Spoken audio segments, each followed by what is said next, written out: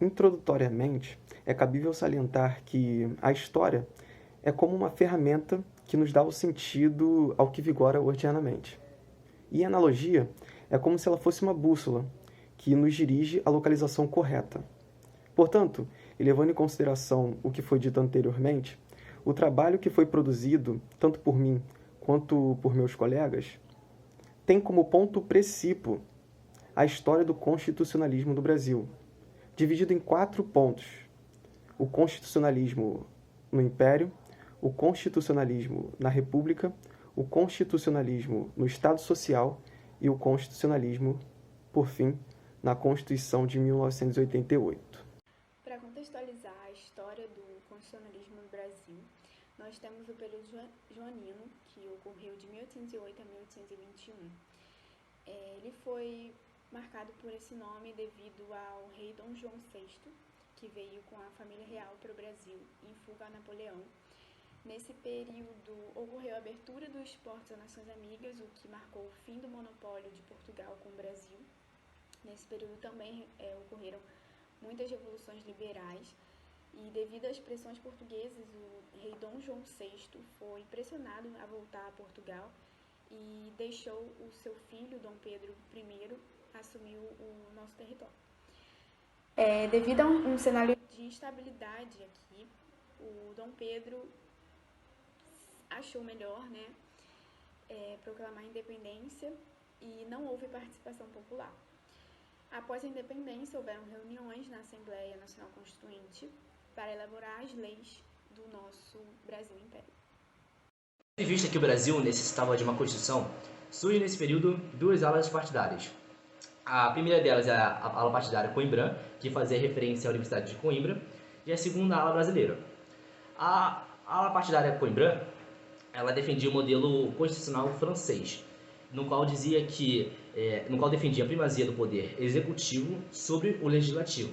Ou seja, em caso de contraposição com a Assembleia, o governante ele poderia dissolvê-la. Já a ala brasileira, ela dizia que o melhor modelo constitucional era o modelo inglês. Ou seja, ele defendia a primazia do poder legislativo sobre o executivo. Eles queriam colocar a necessidade de impor constitucionalmente a impossibilidade do governador de dissolver a Assembleia. Então, nesse período surge a figura de José Bonifácio, que hoje seria o primeiro-ministro, mas naquela época não existia esse cargo, e ele mesmo foi colocado lá por Dom Pedro. Ele tenta intermediar essa oposição, só que ocorre que ele concede mais privilégios liberais. Isso aborrece bastante Dom Pedro, que acaba expulsando ele do cargo e dissolvendo a Assembleia. O que acontece é que Dom Pedro ele outorga a nova Constituição de 1824, permaneceram muito desses aspectos liberais que o José Bonifácio tinha concedido, só que com a diferença de que ele manteve os aspectos conservadores que eram negociáveis para ele. A Constituição Federal de 1891, promulgada no governo de Marechal Deodoro da Fonseca, teve como ideais os ideais liberais norte-americanos e foi fortemente influenciada pela Constituição norte-americana, que tornou o Brasil um país federalista. Contudo, esse federalismo não era visto na prática, porque os estados não possuíam tanta autonomia e a Constituição Federal possuía mais poder e valor do que as constituições estaduais. Ademais, agora temos uma maior parcela da população com direito ao voto, sendo essa parcela constituída por homens alfabetizados livres maiores de 21 anos de idade. É importante ressaltar também que a nova Constituição foi apoiada somente pelas classes dominantes, e a República também. Então, podemos dizer que podemos dizer que isso mais se pareceu com um golpe do que com uma revolução, como foi a Revolução Francesa. Haja visto também que as classes populares apoiavam a monarquia e não queriam a instalação da República no Brasil. Para além do que foi trabalhado, podemos dizer que a Constituição de 1891 ela fez do Brasil um país presidencialista e com uma Suprema Corte. Também acabou com com a Constituição quadripartita, que continha o poder moderador, exercido pelo imperador, e também adotou a Constituição tripartita, que continha os poderes executivo, legislativo e judiciário. Ou seja, para concluir, podemos dizer que a Constituição de 1891 foi muito influenciada pelos ideais liberais norte-americanos e pela Constituição norte-americana. No que corresponde ao período republicano, sendo mais assertivo no que tange ao segundo período, que denomina-se República Oligárquica, é cabível salientar, brevemente, o significado da palavra oligarquia, que significa governo de poucos.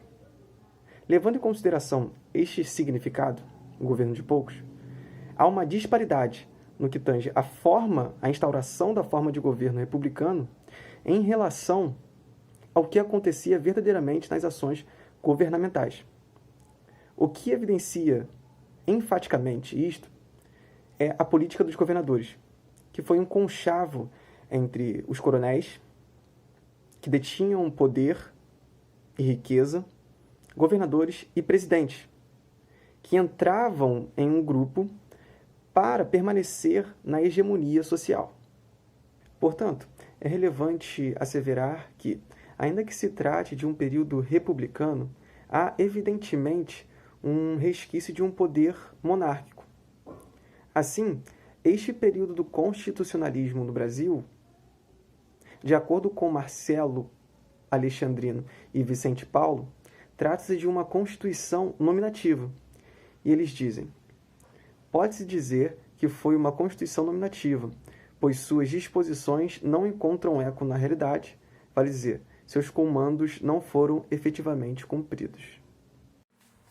Dessa forma, seguindo a cronologia dos fatos, nós chegamos no Estado Social, momento no qual o Estado é o principal agente da promoção social do país. Esse período teve alguns momentos marcantes, começando pela Era Vargas, que durou de 1930 a 1945. E num período curto de tempo, de apenas 15 anos, a Constituição foi muito abalada. Primeiramente, Vargas começa a governar por decreto-lei, no seu governo provisório.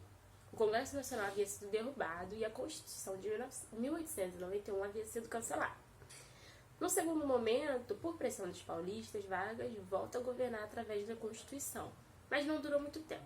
Com a concretização do Plano Corre, no qual Vargas dizia que o país estava sofrendo ameaças comunistas e que, através disso, e que por causa disso se manteria no poder o tempo necessário para a proteção do país, Vargas começa a governar por uma Constituição redigida por ele mesmo, no Estado Novo.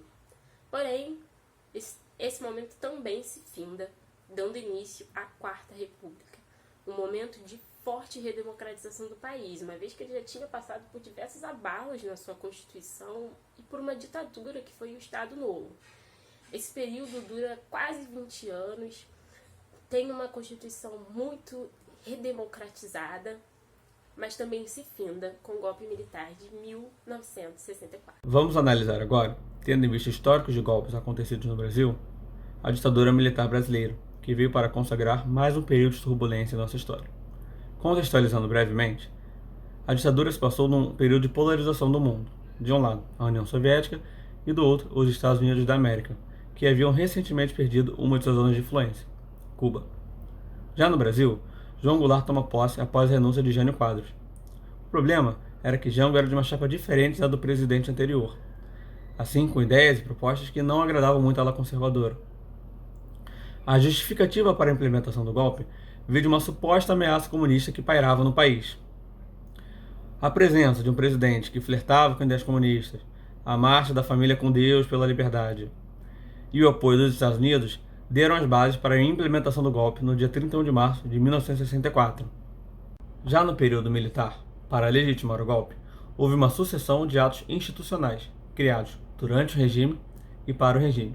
O primeiro deles, de 9 de abril do mesmo ano, confere o direito de cassar mandatos, suspender direitos políticos, além de alterar a forma como se dava a eleição para o chefe do executivo, que passa a ser de forma indireta, assim atribuindo os caminhos necessários para a eleição do primeiro presidente do golpe. Os atos institucionais 2 e 3, além de outras atribuições, continuaram a fornecer os mecanismos necessários para manter o golpe, como a adoção do bipartidarismo. O quarto ato institucional, por sua parte, convocou o Congresso Nacional para a aprovação de uma nova Constituinte. Em 1968, durante o governo de Costa e Silva, há a implementação do quinto ato, considerado por muitos o pior deles, pois suspendia diversos direitos, como o habeas corpus. Esse período de tortura e terror vivenciado pelos brasileiros perdurou por longos 21 anos, até a promulgação da Constituição de 1988. A Constituição de 1988 também é conhecida como Constituição Cidadã, pois foi promulgada de forma democrática em período posterior à ditadura militar. Ela coloca o Estado como agente da promoção social, garantindo a soberania, a cidadania e a dignidade humana.